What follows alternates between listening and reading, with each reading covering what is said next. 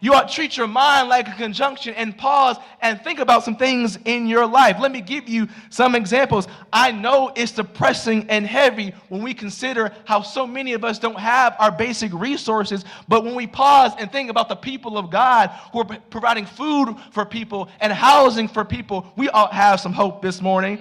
I know my heart aches when I consider how many of our children aren't being educated fairly and appropriately, but when I pause and think about the teachers who care for our kids and love on our kids, I have some hope. When I think about the administrators that wait a little longer in the lunchroom so our kids can eat, I have some hope. When I think about the people looking after our young people, I have some hope. I know what we're seeing is rough and tough in our life, but when I pause and think about the people who give me an encouraging word, I have some hope. The people who pray for me when I'm struggling, I have some hope. Who sent me well wishes when I'm struggling, I have some hope. I know there's so much hate and death and violence in our world, but when I pause and think about the Lord's church who's praying together and come together to pray, I have some hope. God's church that feeds the hungry, I have some hope. God's church that visits those who are sick, I have some hope. God's church that so preaches the good news of Christ, I have some hope. I know you're wondering if God's going to make ends meet in your life, but when I pause and think how God has provided for you in the past, I have some hope. How God has met a need in the past, I have some hope. How God has sent a check in the mail in the past,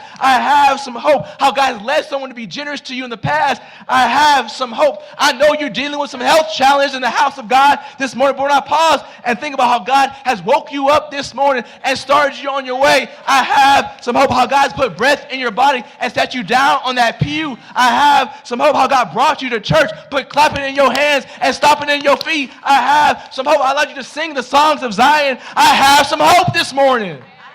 Have some hope this morning. When I pause and think, I have some hope this morning. This text does not, I want to be clear, this text does not ignore the tragedies and traumas of life. That sometimes if we're not careful, we'll ignore the realities that we're facing and act like things are all good. The text reminds us that two things can be true in this text. They're real. They've been stripping from their homeland. They've been taken from all they know and all they love and separated from all that's made them comfortable. But when they pause and think about what God is still doing, it ought to give us some hope. And so the question for us, before us this morning, might be this morning, how do we need to redirect our thoughts, pause, and think about what God is doing in our lives? How God's still responding to us in our life. How God is still showing that God is still God despite all we're going through and facing. First thing the text teaches us, if we're going to keep hope alive, is pause and think. But